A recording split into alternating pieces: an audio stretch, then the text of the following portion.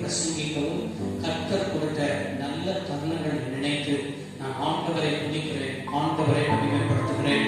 இன்று நாளிலும் கூட தேவ சமூகத்தில் காத்திருக்கும் பொழுது பரிசுத்த லூக்கான சுவிசேஷ புத்தகம் 14ஆம் அதிகாரம் 26வது வசனத்திலிருந்து 35வது வசனம் வரை ஆண்டவர் அங்கே 3 ஓமையை தம்முடைய சீஷர்களுக்கு சொல்லியிருக்கிறதை வாசிக்கிறோம். இப்பொழுது வசனத்தை வாசிக்கிறேன். லூக்கா 14ஆம் அதிகாரம் 26வது வசனம். யாதொருவன் என்னிடத்தில் வந்து தன் தகப்பனையும் தன் தாயையும் மனைவியையும் பிள்ளைகளையும் சகோதரரையும் சகோதரிகளையும் தன் ஜீவனையும் வெறுக்காவிட்டால் எனக்கு சீஷனாய் இருக்க மாட்டான். தன் சிலுவையை சுமந்து கொண்டு எனக்கு பின்பற்றாதவன் எனக்கு சீஷனாய் இருக்க மாட்டான். வானத்தை பூமியை உண்டாக்கின சர்வவல்லமை தெய்வமே, எங்கள் அன்பு தகப்பனே, இயேசுவின் நாமத்தில் கருத்து வருகிறோம். இந்த வார்த்தையை தப்பி சேர்த்துக்காலும் இந்த வார்த்தையை இந்த காணொலி மூலமாய் என்னென்னலாம் காண்புடைய பிள்ளைகள் வார்த்தையை கேட்கிறார்களோ என் ஆண்டவருடைய பிள்ளைகள் ஆசீர்வதிக்க ஜெபிக்கிறோம். இயேசுவின் நாமத்தில் வேண்டி கேட்கிறோம் நல்ல பிதாவே, ஆமென். இந்த பிரசங்கத்தின் தலைப்பு தான் என்ன என்றால், இயேசு தன்னை பின்பற்றுகிறவர்களுக்கு விலைக்கிரயம் செலுத்த சொன்ன 3 ஓமை. இயேசுவை பின்பற்றுகிறவர்கள் இன்றைக்கு நீங்கள் நானும் யார் என்று சொன்னால் நாம் யாரை பின்பற்றிக் கொண்டிருக்கிறோம்? இயேசுவை பின்பற்றிக் கொண்டிருக்கிறோம். அப்போ இயேசுவை பின்பற்றுகிறவர்களுக்கு ஆண்டவர் அங்கே 14ஆம் அதிகாரத்தில் ஒரு 3 ஓமைகளை, அதாவது இயேசுவை பின்பற்றுகிறவர்கள் என்னென்ன விலைக்கிரயம் செலுத்த வேண்டும் என்று ஒரு 3 ஓமைகளை அங்கே எழுதி வைத்திருக்கிறார். அதைத்தான் இந்த நாட்களிலும் ஆண்டவர் என்னுடைய ஆவிக்குரிய கண்கள் திறக்கத்தக்கதாக, என் ஆவியில் உணர்த்தக்கதாக இந்த வார்த்தையை நாம் கர்த்தர் இன்றைக்கு உங்களுக்கு முன்பாக கொண்டு வந்தார். அங்கே ஆண்டவர் எருசலேமை நோக்கி கடந்து சென்று கொண்டிருக்கிறார். எருசலேமில் அவருக்கு நேரிட போகிற காரியங்களெல்லாம் அவருக்கு அறிந்தவராக எருசலேமை நோக்கி போகும் பொழுது ஆண்டவர் தம்முடைய பிள்ளைகளுக்கு, தம்முடைய சீஷர்களுக்கு ஆண்டவர் அங்கே லூக்கான சுவிசேஷ புத்தகம் 14ஆம் அதிகாரம் 24லிருந்து 35 வசனம் முடிய நீங்கள் பார்க்கிறீர்கள் சொன்னால் 26ஆம் வசனத்துல எனக்கு சீஷனா இருக்க மாட்டான். 27ஆம் வசனம் பாருங்க, அதன் கடைசி லைன் வந்து எனக்கு சீஷனா இருக்க மாட்டான். 33ஆம் வசனம் பாருங்க, எனக்கு சீஷனா இருக்க மாட்டான். யார் எனக்கு சீஷனா இருக்க மாட்டான்? 26ஆம் வசனத்தில் தன் ஜீவனையும் வெறுக்காவிட்டால் எனக்கு சீஷனா இருக்க மாட்டான். அப்படி என்றால் எல்லாவற்றையும் காட்டணும், தகப்பனையாவது மனைவியாவது பிள்ளையாவது எல்லாவற்றையும் எனக்கு வெறுக்காவிட்டால் அப்படி சொன்னா எல்லாத்தையும் மறந்து போக ஆண்டவர் சொல்ல, என்ன ஆண்டவர் சொல்கிறார் அப்படி சொல்ல பார்த்தோம் என்று சொன்னால், என்னை காட்டணும் அதிகமான அன்பை அது மேல் வைக்கிறவன் எனக்கு சீஷனா இருக்க மாட்டான். 2வது 27ஆவது வசனம், தன் சிலுவை எடுத்துக்கொண்டு என்னை பின்பற்றாதவன் எனக்கு சீஷனா இருக்க மாட்டான். அப்படின்றால் என்னை போல பாடுகள், அதே போல பாடுகளை சகிக்கிறது, நிந்தைகளை சகிக்கிறது, அவமானங்களை சகிக்கிறது, இதெல்லாம் எந்த மனுஷன் சகிக்கிறானோ அவன் தான் எனக்கு சீஷனா இருப்பான். இதெல்லாம் சகிக்க எனக்கு முடியாது என்று சொல்கிறவர் எனக்கு சீஷனா இருக்க மாட்டான். அதே போல 33வது வசனம், அப்படியே உங்களில் எவனாயிலும் தனக்கு உண்டானவைகள் எல்லாம் வெறுத்து விட்டால் அவன் எனக்கு என்ன செய்ய மாட்டான்? சீஷனா இருக்க மாட்டான். அதை தனக்கு உண்டான எல்லாவற்றையும் வெறுக்காவிட்டால், ஆமென். இந்த உலகத்தில் தனக்குரிய பொருள்கள், ஆஸ்திகள், பதவிகள், பட்டங்கள் எல்லாவற்றையும் என்ன செய்ய சொன்னால், நாம் ஆண்டவருக்கு கொடுக்க வேண்டிய இடத்தை பதவிக்கோ மற்ற உறவினர்களுக்கோ நண்பர்களுக்கோ எதையாவது ஆண்டவருக்கு கொடுக்க வேண்டிய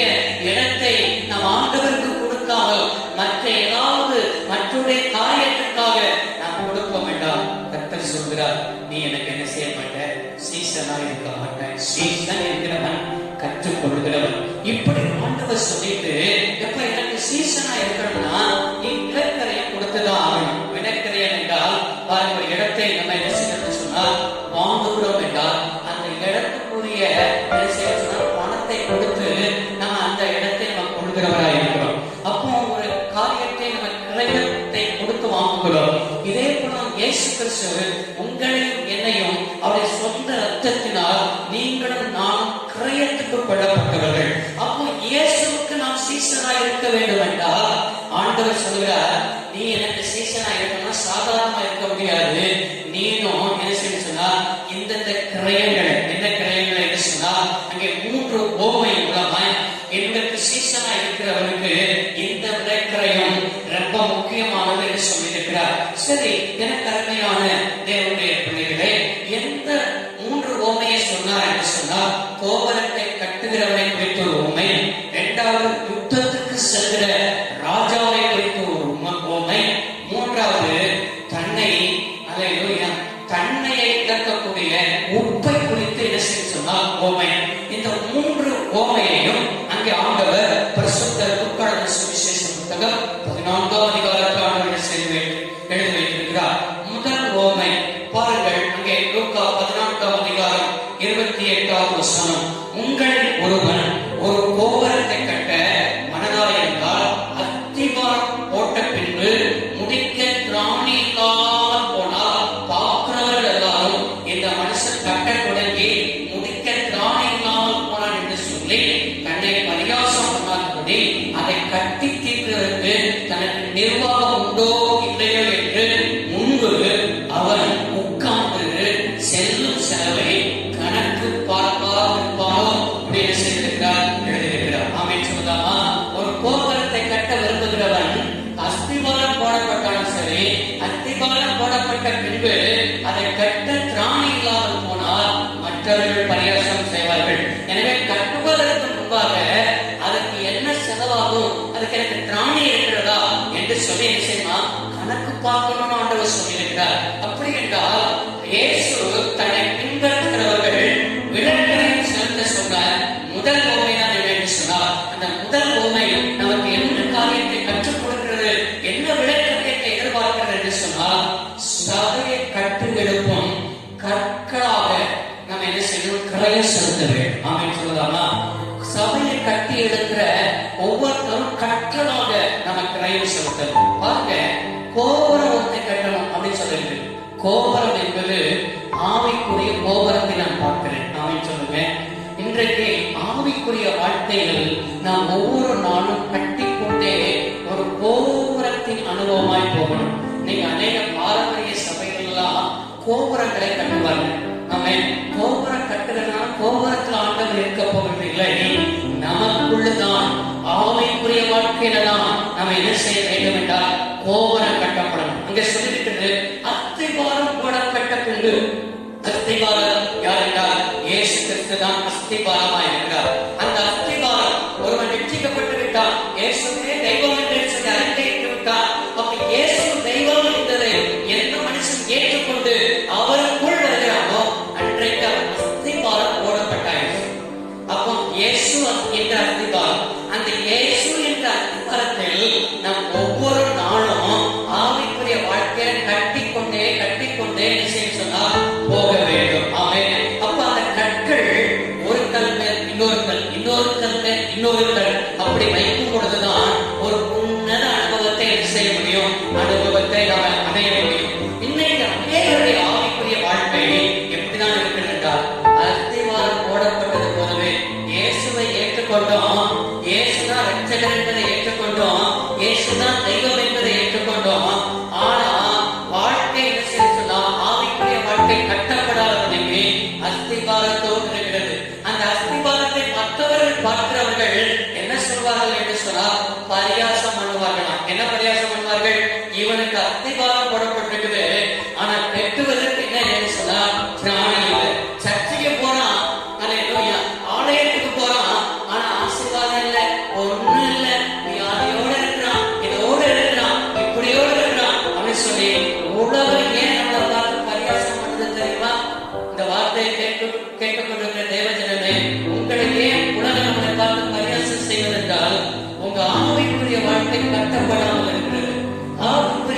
வாழ்க்கையிலே அஸ்திவாரம் போடப்பட்டவர்கள் இருக்கிறது.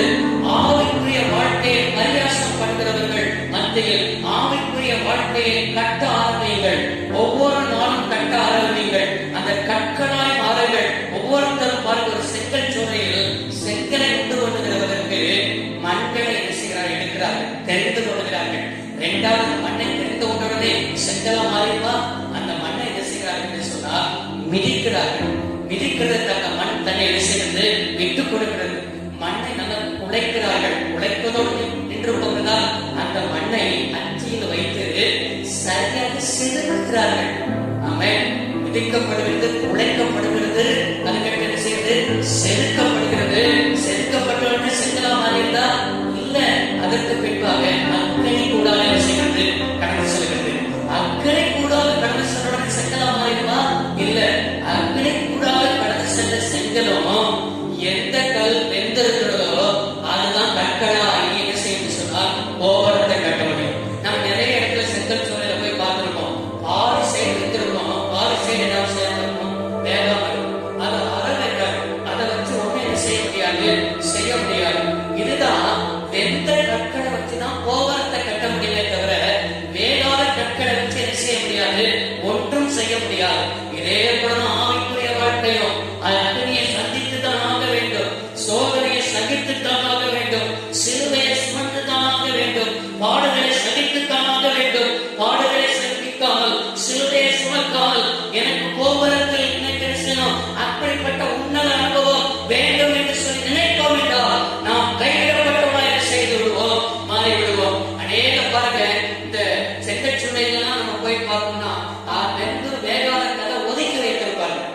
அந்த வேகாத கதை வச்சு நீங்க வீடு கட்டணும், கோபுரம் கட்டணும் நினைச்சா மழை பெய்த உடனே அந்த கதை செஞ்சிடும், கரைஞ்சிடும். அதுக்கு ஒன்றுதான். அது பாருங்க, மிதிக்கப்பட்டிருக்குது, உழைக்கப்பட்டிருக்கிறது, அந்த அச்சில வச்சு எல்லாம் செதுக்கப்பட்டிருக்குது. ஆனா அக்கினியில வேகாததுனால உதவாம போயிடுச்சு. ஆவிக்குரிய வாழ்க்கை அதுதான். அக்கினி உண்டாக செய்யணும், போகணும். ஆமென் சொல்லுங்க. நீ உனக்குள்ள ஒரு அக்கினி வரணும். என்ன அக்கினி தெரியுமா? ஆண்டவர் சொன்னார், என்ன சொன்னார்? பூமியிலே நான் அக்கினியை கூட விரும்புகிறேன், அது பற்றி எதிரே விரும்புகிறேன் என்று ஆண்டவர் சொன்னார். அன்றைக்கு பெந்தைகோஸ்து நாட்களில் தேவன் தம்முடைய அக்கினியை போட்டார். ஏசாயா 4 அக்கினியை போட்டார். மோசே அக்கினியினால் ஆண்டவர் என்ன செய்தார்? சந்தித்தார். புதிய ஏற்பாட்டு நாட்களில் எல்லாரையும் ஆண்டவர் அக்கினியினால் சந்தித்திருக்கிறார். அந்த அக்கினியை பெற்றுக்கொள்ள வேண்டும்.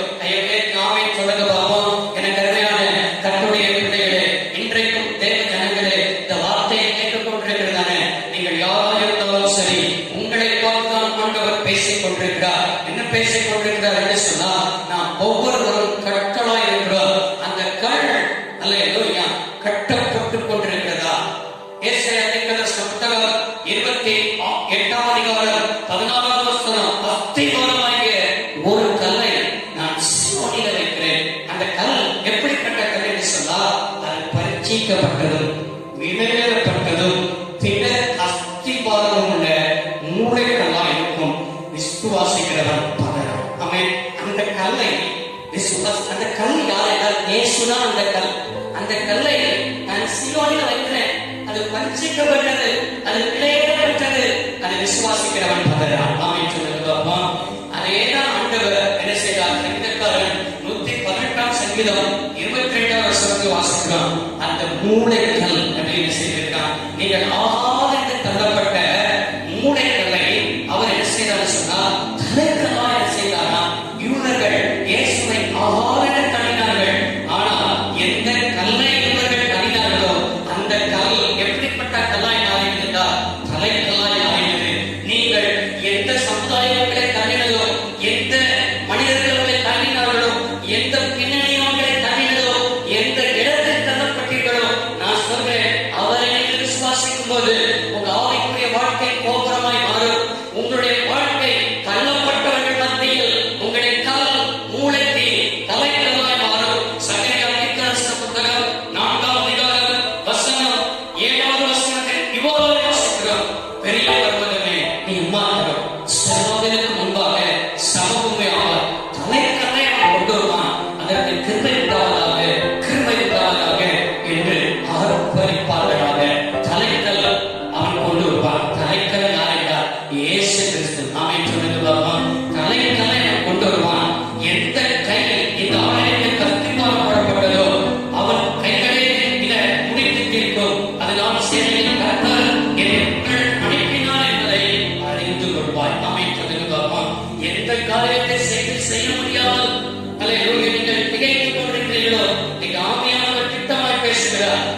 முடிப்பதற்கு தலைவராய் இருக்கிற இயேசு உங்களுக்கு கடந்து வந்திருக்கிறார். விசுவாசிகளுக்கு ஆமென் சொல்லுங்க. அப்ப கிரையை செலுத்தும். என்ன செய்யணும்? கிரையை செலுத்தாம எதையுமே கட்டுப்பட முடியாது. ஆவிக்குரிய வாழ்க்கையில தூக்கத்தை கிரையை செலுத்தணும். ஆவிக்குரிய வாழ்க்கையில என்ன செய்ய சொன்னால் இருந்த இடத்துல ஆண்டின் சரிசம் பார்த்துட்டே ஆசீர்வாதத்தை பெற்றலாம் நினைக்க கூடாது. ஆலயம் திறந்த உடனே கொரோனா பிரச்சனை முடிஞ்ச உடனே கிராமங்கள் தோறும் போனோம், பட்டணங்கள் தோறும் போனோம், சபைக்கு சரியான இடத்துல வரணும், கிரையை செலுத்தணும். சும்மா உட்கார்ந்துட்டு பாட்டு பாடிட்டு ஆசீர்வாதம் வாங்கிடலாம்னு சொல்லி கனவு காணக்கூடாது. கை வேறு ஆலயம் சொல்லலாமா? கிரையெல்லாம் ஆசீர்வாதங்களை என்பதை நம்ம என்ன செஞ்சிடக்கூடாது, மறந்து போகக்கூடாது. இரண்டாவது, இயேசு தன்னை பின்பற்றுகிறவர்களுக்கு என்ன விடைக்கரையை செலுத்த இரண்டாவது உவமையை ஆண்டவர் சொன்னார். என்ன சொன்னார்? பரிசுத்த லூக்கா எழுதின சுவிசேஷ புத்தகம் 14ஆம் அதிகாரம் 31, 32 வசனம் இவ்வாறாய் வாசிக்கிறோம். அன்றியும் ஒரு ராஜா மற்றொரு ராஜாவோடு யுத்தம் பண்ண போகும்போது தன்னில் 20,000 சேவகர்கள் வருகிற அவனை தன்னை 14,000 சேவகர்களை கொண்டு எதிர்க்க கூடாதோ என்று முன்பே உட்கார்ந்து ஆலோசனை பண்ணியிருப்பானே. கூடாது என்று கண்டால் மற்றவர்கள் இன்னும் தூரத்தில் இருக்கும் போதே சமாதிபதிகளை அனுப்பி சமாதானத்துக்கு ஏதுவானவைகளை கேட்டுக்கொள்வானே என்று சொல்லப்பட்டிருக்கிறது. எனவே அருமையான தேவ பிள்ளைகளே, இன்றைக்கும் நம்முடைய வாழ்க்கையை ஆண்டவர் என்ன செய்கிறார் என்று சொன்னால் இரண்டாவது என்ன விடைக்கரையை செலுத்தணும் எதிர்பார்க்கிறார் என்று சொன்னால் சத்துருக்களை தோற்கடிக்க யுத்த வீரர்களாய் நாம் விடைக்கரையை செய்ய வேண்டும். அல்லேலூயா, விடைக்கரையை செலுத்த வேண்டும். எனவே அருமையான தேவ பிள்ளைகளே, இந்த பூமி இன்றைக்கும் பிசாசு கைகளில் கொடுக்கப்படுகிறது. ஆதாம் கைகளில் கொடுக்கப்பட்ட இந்த பூமியை அல்லேலூயா அவன் ஓட்டாண்டியாய் மாறி அவன் என்ன செய்கிறான்? பிசாசு கைகளில் இந்த உலகங்கள் இன்னைக்கு அவன் கைகளில் இருக்கிறது. எனவே நாம் இன்றைக்கு தேவ பிள்ளைகள் சத்துருக்களை தோற்கடிக்கும்படி ஒரு யுத்த வீரர்களாய் கிரையை செலுத்த வேண்டும் என்று எதிர்பார்க்கிறார். இன்னைக்கு பிசாசானவர் பாவம் செய்வதற்கு தெரிந்து கொள்ளப்பட்ட பிள்ளைகளை தான் பயங்கரமாய் வஞ்சிப்பான். சிந்தை மூலமாய் வஞ்சிப்பான், கண்கள் மூலமாய் வஞ்சிப்பான், இருதயத்தின் மூலமாய் வஞ்சிப்பான். பாவத்தோடு கூட நாம் போராட வேண்டும், அதை மேற்கொள்ள வேண்டும். என்றால் அல்லேலூயா, ஆண்டவர் நமக்கு ஒரு அபிஷேகத்தை தந்திருக்கிறார். பாவத்தை ஜெயிக்கிற அபிஷேகம் நமக்கு இருக்கிறது.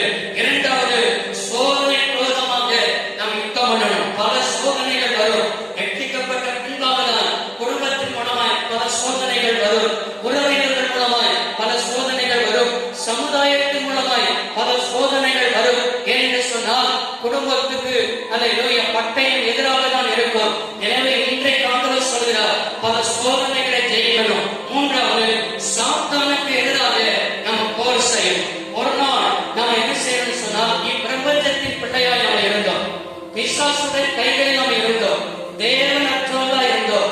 அப்போ என்ன செய்யணும்? இன்றைக்கு தேவன் அல்லேலூயா நமக்குள்ள இருக்கிறபடினால், இன்றைக்கு அவருடைய ராஜ்யத்துக்குள்ள நம்ம வந்தபடினால் இந்த பிசாசு என்ன செய்யணும்னா அல்லேலூயா நமக்கு விரோதமா போர் செஞ்சுட்டே இருப்பான். அவன் கெச்சிக்கிற சிங்கம் எவனை விடுங்கலாமோ என்று என்ன செய்கிறானா சுற்றி வகைகளை கொண்டிருக்கிறான். அப்போ அவனை காட்டிலும் நம்ம என்ன செய்ய சொன்னா அவரோடு போராடுவதற்கு எப்பொழுது எப்படி இருக்கணும்னா ஆயத்தமா இருக்கணும், வெளியிட்டு இருக்கணும். ஆமையை சொல்றது பார்ப்போம். நம்முடைய போராட்டம் நம்ம ஒரு போராட்ட களத்துல குதிச்சுட்டோம், யுத்த களத்துல குதிச்சுட்டோம். ரட்சிக்கப்பட்டு இயேசுவே தெய்வம் என்பதை அறிக்கையிட்டோம்னா அன்றையிலிருந்து ஒரு போராட்ட களம் நமக்கு இருக்கிறது. போராட்ட களத்துல முதலாவது எதிரியின் பலத்தை குறித்து சரியா தெரிந்து கொள்ளணும். அப்படின்னு சொல்லுங்க. ஒரு கிரிக்கெட் மேட்ச் இருக்கு, உதாரணம். கிரிக்கெட் மேட்ச்ல உதாரணத்துக்கு உடனே போய் நம்ம என்ன செய்ய மாட்டாங்க, மேட்ச்ல ஆட வைக்க மாட்டாங்க. முதல்ல எடுத்தோடனே வாபப் மேட்ச் வைப்பாங்க.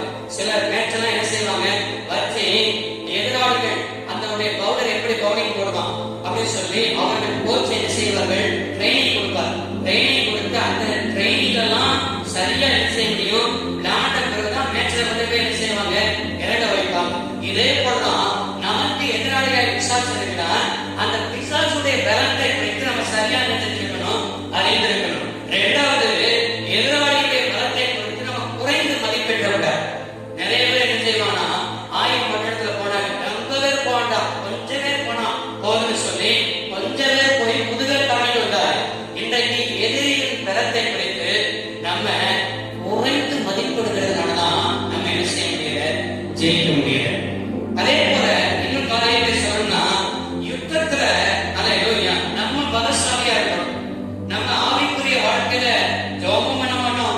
வாசிக்க மாட்டோம். எதுவுமே இல்லாம நம்ம எப்படி இருக்க பண்ண முடியும்? எப்படி நம்ம சாத்தானை மேற்கொள்ள முடியும்? போர்க்களத்துல பாருங்க, எப்படி கஷ்டங்களை சமாளிக்க கற்றுக்கொள்ளணும். போர்க்களம் வந்துருச்சுன்னா அல்லேலூயா, அங்க தாவர செய்வாங்க. எதிரிகள் எப்பொழுது நம்மை காப்ப ஆயத்தமா இருப்பார்கள். எனவே எல்லா சூழ்நிலையும் நம்ம என்ன செய்யணும்? சமாளிக்கிறவர்களா, கஷ்டங்களை சமாளிக்கிறவர்களா இருக்கணும். நிறைய பேர் போர்க்களத்துல போய் கிட்டிட்டு வந்துடலாமா? ஐயோ, இந்த போர்க்களம் ரொம்ப கஷ்டமா இருக்கு, ஆமைக்குரிய வாழ்க்கை கஷ்டமா இருக்கு. உலகத்திலே இருந்திருக்கலாம், எகிப்திலே இருந்திருக்கலாம். அந்த இஸ்ரவேல் ஜனங்களுக்கு இருந்த மனப்பக்குவம் அநேகருக்கு இருக்கும். ஆனால் அப்படி இல்லை. இந்த போர்க்களத்துல என்ன செய்யக்கூடாது? என்ன வந்தாலும் திருப்பி பார்க்காத நிலைமை காணப்படணும். அப்போஸ்தலனாகிய இருக்கிற பவுல் தீமோத்தேயுக்கு ஆலோசனை எழுதுகிறார். 2 தீமோத்தேயு 2ஆம் அதிகாரம் 3ஆம் வசனம், நீயும் இயேசு கிறிஸ்துவுக்கு நல்ல போர் சேவகனாய் தீங்கு அனுபவி. அமேன் சொல்லலாமா? நல்ல போர் சேவகனாய் எத்திக்கப்பட்ட ஒவ்வொருத்தரும் நான் சொல்றேன், நீங்க ராணுவ வீரர்களா இருக்கிறீங்க, ராணுவத்துடைய அதிகாரிகளா இருக்கிறீங்க. ராணுவ வீரர்கள் என்ன செய்வாங்க? எப்பவும் தூங்கிட்டா இருப்பாங்க. ராணுவ வீரர்கள் எப்பொழுதும் சும்மா உட்கார்ந்து செல்போன் நோண்டிட்டா இருப்பாங்க. ராணுவ வீரர்கள் எப்பொழுதும் உட்கார்ந்துட்டு வெட்டிக்கதை பேசிட்டே இருப்பாங்க. ராணுவ வீரர்கள் எல்லையில பாதுகாப்பா இருக்கிறாங்க, இரவும் பகலும் பாதுகாக்கிறாங்க. ஏன்? எதிரி நாட்டு படை வந்துடக்கூடாது, எந்த தாக்குதல் வந்துடக்கூடாதுன்னு சொல்லி தங்கள் உயிரை கூட மேன்மையாய் கருதாமல் என்ன செய்யறாங்க? தேசத்தை என்ன செய்யறாங்க? பாதுகாக்கிறாங்க. இதே போலதான் நம்ம இருக்கிற பகுதியில நம்ம தான் ராணுவ வீரர்கள். எனவே போர் சேவகர்கள் நம்முடைய எதிரி பிசாசு இருக்கிறான், அவனை மேற்கொள்ளணும்னா இரவும் பகலும் ஜெபிக்கிறவர்களா, எப்பொழுதும் விழித்திருக்கிறவர்களா, எப்பொழுதும் ஆயுதமா இருக்கிறவர்களா ஒரு போர் சேவகனை போல என்ன செய்ய வேண்டும்? இருக்க வேண்டும் என்பதை ஆண்டவர் நமக்கு எழுதி தந்திருக்கிறார். சொல்லுங்க. எபேசியர் எழுதும் பொழுது பவுல் 6ஆம் அதிகாரம் 11ஆம் வசனத்தில் எழுதுகிறார், நீயோ என்ன செய்யணும்? தேவனுடைய சர்வாயுத வர்க்கங்களை தரித்துக் கொள்ளணும். ஆமென் சொல்லலாமா? நம்மளுக்கு மாம்சத்தோட ரத்தத்தோட போராட்டம் அல்ல, அந்த கால நோகாதிபதிகளோடும் வானவனத்தின் பொருளாதார ஆவியின் சேனைகளோடும் நமக்கு போராட்டம் உண்டு. இந்த போராட்டத்தை மேற்கொள்ளணும்னு சொன்னா நீ போர் சேவகனை போல, நீ ஒரு ராணுவத்துடைய வீரனை போல நீ கிரயம் செலுத்தணும். ஆமென் சொல்லுங்க. எத்தனை ராணுவ வீரர்கள் குளிர்கள்ல மாட்டி உயிரிழந்திருக்கிறார்கள். எத்தனை ராணுவ வீரர்கள் என்ன செய்ய உண்டு தன்னுடைய உடல்கள் பாய்ந்து உயிரிழந்திருக்கிறார்கள். இதெல்லாம் கிரயம். இந்திய தேசத்துக்கு கிரயம் செலுத்துகிறார்கள். உனக்காக சிலுவையில், கல்வாரி சிலுவையில் ரத்தத்தை சிந்தி அவர் கிரயம் செலுத்தினாரே, அவர் செலுத்தின கிரயத்திற்கு பதில் ஈடாக நீ எந்த கிரயம் செலுத்தியிருக்கிறாய்? முழங்காய் முடக்கி கிரயம் செலுத்துகிறாயா? வேதத்தை கிரயமாய் கொடுக்கிறாயா? உன்னுடைய வாழ்ந்த நாட்களை ஆண்டவருக்கு கிரயமாய் கொடுக்கிறாயா? ஆண்டவர் இதை நாம் எதிர்பார்க்கிறார். கிரயம் செலுத்தாமல் எந்த விதமான ஆசீர்வாதத்தையும் நாம் பெற்று அனுபவிக்க முடியாது என்பதை ஆண்டவர் நமக்கு போதித்து தந்திருக்கிறார். 3வது வேதம் பிரகாரிக்கிறபடினால் இயேசு தன்னை பின்பற்றுகிறவர்களுக்கு விலைக்கிரயமாய் செலுத்த ஆண்டவர் சொன்ன 3வது ஓமைதான் என்ன? பரிசுத்த லூக்கா எழுதின சுவிசேஷ புத்தகம் 14ஆம் அதிகாரம் 34வது வசனமும் 35வது வசனமும், உப்பு நல்லதுதான், உப்பு சாரமற்று போனால் எரினால் சாரமாக்கப்படும், அது நிலத்துக்காயினும் எருவுக்காயினும் உதவாது, அது வெளியிலே கொட்டப்படும், கொட்டி போட்டு விடுவார்கள். காதுள்ளவன் என்ன செய்கிறவன் சொன்னால் கேட்டு கடவுள். ஆமென். உப்பு என்ன செய்ய சொன்னால் சார்ந்த நிலைமையில் இருந்தால் அது பயனுள்ளதா.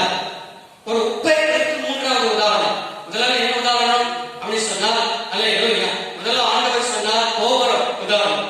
2வது ஓமை ராஜா ஓமை. 3வது உப்பு ஓமை. 3வது உப்பு ஓமை எதற்கு சொல்றார் என்று சொன்னால் உலகத்தை ஆதாயப்படுத்த கிறிஸ்துவின் குணாதிசயம் உடையவர்களாய் நாம் கிரைய செலுத்தணும். இன்னைக்கு வெற்றிக்கப்பட்டவனுக்குள்ள அந்நிய பாஷை பேசுவார்கள், ஆலயத்துக்கு வருவார்கள், தசமபாவம் கொடுப்பார்கள். ஆனா எது மட்டும் மாறாதுன்னா அவருடைய குணம் மட்டும் மாறாது. அவன் கிறிஸ்துடைய குணம் அவளுக்குள்ள என்ன செய்யாது? வராது. குணம் மாறாததுனாலதான் மற்றவர்களுக்கு இயேசுவை நம்ம என்ன செய்ய முடியல, காண்பிக்க முடியல. ஒரு உப்பை பாருங்க, அந்த உப்பு எல்லாத்துக்கும் பயனுள்ளதா மாறும். உலகத்திலே பழமொழி சொல்றான், உப்பு இல்லாத பண்டை என்ன செய்வது? குப்பை. எந்த ஒரு காரியம் இருந்தாலும் சரி உப்பு பயனுள்ளதா இருக்கிறது. அந்த நாட்களில் உப்பு விலையேறப்பட்டதா இருக்கிறது. ஒரு போர் சேவகனுக்கு பாதி சம்பளம் உப்பாக தான் என்ன செய்வார்களாம்? கொடுப்பார்கள். அந்த அளவுக்கு பழைய நாட்களில் உப்பு பயனுள்ளதா இருக்கிறது. மத்தேயு 5ஆம் அதிகாரம் 13ஆம் வசனம், நீங்கள் பூமி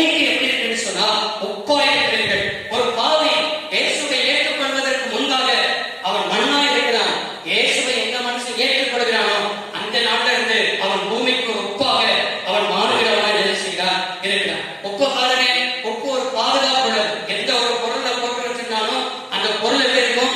பாதுகாப்பு இருக்கும். அது மாத்திரமல்ல, உப்பு அதை சுத்திகரிக்கும் தன்மை உள்ளது. பாருங்க, உதாரணமா நான் சொல்றேன், மற்ற பொருட்களை சுத்தமா வைத்துக் கொள்வதற்கு எது பயன்பதா இருக்கு? உப்பு பயன்பதா இருக்கிறது.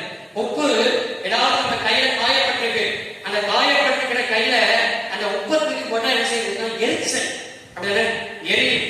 ஏன் எரியுது தெரியுமா? அந்த இடத்துல ஏதாவது கிருமி இருந்தா அந்த கிருமியை கொள்ளும் ஆற்றல் எதிர்க்கு சொன்னால் உப்புக்கு இருக்கிறது. அது மாத்திரமல்ல, உப்பு உணவுக்கு சுவை ஊட்டுகிறதா இருக்கிறது. உப்பு மற்றவர்களுக்கு காலத்தை ஏற்படுத்துகிறதா இருக்கு. உப்பு இருக்கிறதுனால நம்ம சாப்பிட்டோன்னே என்ன கிடைக்குது? அதிகமான உப்பு உள்ள பொருளை சாப்பிட்டு பாருங்க, உடனே என்ன கிடைக்கும்? தண்ணி. ஆமே. அப்ப தாகத்தை உண்டாக்குகிறதே எதுதான் சொன்னால் உப்பு சக்தி தான். அப்போ இந்த ஆண்டவருடைய காலம் இன்றைக்கு என்ன செய்யறது சொன்னால் தேசம் அணிந்து கொண்டிருக்கிறது. வடதிலைக்கும் இடதிலைக்கும் வித்தியாசம் தெரியாத ஜனங்கள், கொள்ளை கொள்ளையான ஜனங்கள் இன்னைக்கு தேசத்தில் அணிந்து கொண்டிருக்கிறார்களே, இன்னைக்கு உலகம் அணிந்து கொண்டிருக்கிறதே. இந்த உலகத்திற்கு நம்ம உப்புள்ளவர்களாக என்ன செய்ய சொன்னால் இருக்க வேண்டும் என்றால் இந்த உப்புடைய போல நல்ல பண்புகள் கிறிஸ்தவர்களுக்குள்ள, ரட்சிக்கப்பட்டவர்களுக்குள்ள இந்த பண்புகள் தான் விளையாடுறேன். கையவேற்று ஆமை சொல்லுங்க. ரட்சிக்கப்படுவதற்கு முன்னா நான் கோவப்படுறவன், எரிச்சப்படுறவன், மண்ணியாதவன், வைராக்கியம் உள்ளவன், தலைவன், பிறரை மதியாதவன், இப்படிலாம் பல காரியம் இருக்கும். ஆனா ரட்சிக்கப்பட்ட பின்பு நம்முடைய குணங்களை மாற்றும் போது, நம்முடைய பண்புகளை மாற்றும் போது, கிறிஸ்துடைய பண்புகளை மாற்ற நம்மளை ஒப்பு கொடுப்பதுதான் விளையாடு. சொல்லுங்க பாப்போம். அப்ப இந்த பண்புகளெல்லாம் நமக்குள்ள கொண்டு வரும் பொழுது பழைய மனுஷனை சிலுவையில் அறையும் பொழுது புதிய மனுஷனை நமக்குள் தரித்துக் கொள்ளும் பொழுது என்ன உண்டாகும் என்று சொன்னால் கிறிஸ்துவை மற்றவர்கள் ஏற்றுக்கொள்வதற்கு எதுவாக உப்புடைய தன்மை எப்போது குறைந்து போகிறதோ அந்த உப்புடைய தன்மை குறைஞ்சிருச்சுன்னா அதை விஷயத்தை சார வைக்க முடியாது. அதே போல ஒரு ஆவிக்குரிய வாழ்க்கையுடைய மனுஷனுடைய வாழ்க்கையில அந்த கிறிஸ்துடைய பண்பு மட்டும் இல்லைன்னா நம்ம மற்றவர்களுக்கு விதிக்கப்படுவதற்கு எதுவாக தான் என்ன செய்வோம்? காணப்படுவோம். இன்றைக்கு இந்த வார்த்தையை கேட்டுக் கொண்டிருக்கிற தேவ ஜனங்களே, நீங்களும் என்ன செய்ய சொன்னால் இந்த 3 ஓமைகளை போல இந்த 3 காரியங்கள் நமக்கு இருக்கட்டும். சபையை கட்டி எழுப்பும், நல்ல கற்களாக நல்ல கிரைகளை செலுத்துக, சத்துருக்களை தோற்கடிப்போம், ஒரு யுத்த வீரர்களாக கிரைகளை செலுத்துக, உலகத்தை ஆதாயப்படுத்திக் கொள்ளும் நல்ல குணாதிசயம் உடையவர்களாய் கிரைகளை செலுத்துங்கள். இயேசு சொன்னது போல தன் சிலுவை எடுத்துக்கொண்டு எனக்கு பின் செல்லாதவன் எனக்கு சீசனா இருக்க மாட்டான். இன்றைக்கு ஆண்டவருக்கு பின் செல்லணும்னு சொல்லி ஒரு அரைக்கோவை ஆண்டவர் எதிர்பார்க்கிறார். அப்படியே நம்ம இருக்கிற இடங்களிலே கண்களை மூடுவோம். எனக்கு என் சிலுவை எடுத்துக்கொண்டு எனக்கு பின் செல்லாதவன் எனக்கு சீசனா இருக்க மாட்டான். தன் ஜீவனை எதிர்க்காவிட்டால் எனக்கு சீசனா இருக்க மாட்டான். அது மாத்திரமல்ல, உங்களில் எவனாவிலும் தனக்கு உண்டானவைகள் எல்லாம் வெறுத்து விடாவிட்டால் எனக்கு சீசனா இருக்க மாட்டான். வானத்தையும் பூமியையும் உண்டாக்குன சர்வவல்லமையுள்ள தெய்வமே, இந்த வார்த்தையை கற்ற அபிஷேகத்துக்காலும் நீ எங்களோடு கூட திட்டமும் தெளிவாய் பேசுகிறேன். இயேசு தன்னை பின்பற்றுவதற்கு விளைக்கரையும் செலுத்த சொன்ன 3 ஓமைகள் அண்டவரை சபையை கட்டி எழுப்புகிற கிரையத்தையும் அண்டவரை சத்துருக்களை அண்டவரை தோற்கடிக்கும் யுத்த வீரன் என்ற ஒரு விளைக்கரையத்தையும் உலகத்தை ஆதாயப்படுத்திக் கொள்கிற கிறிஸ்துவின் பண்புடையவர்கள் என்கிற விளைக்கரையத்தையும் அண்டவரை பார்க்கிற பிள்ளைகளுடைய வாழ்க்கையில் உண்மையிலே மாறி ஆண்டவர் சொன்னது போல தன் சிலுவை எடுத்துக்கொண்டு உமக்கு பின்பற்றி வர என் ஆண்டவர் ஒவ்வொரு பிள்ளைகளுக்கு அனுகிரகம் செய்யும். தேவையை சத்தியம் வியாதிகள் விளைவினங்களை விலக்கி காத்துக்கொள்ளும், விக்கனங்களுக்கு விலக்கி காத்துக்கொள்ளும். தேவ கரப்புடன் நடக்கட்டும். கேட்ட பிள்ளை ஆசிர்வதியும். இயேசு கிறிஸ்துவின் நாமத்தில் தாழ்மையாக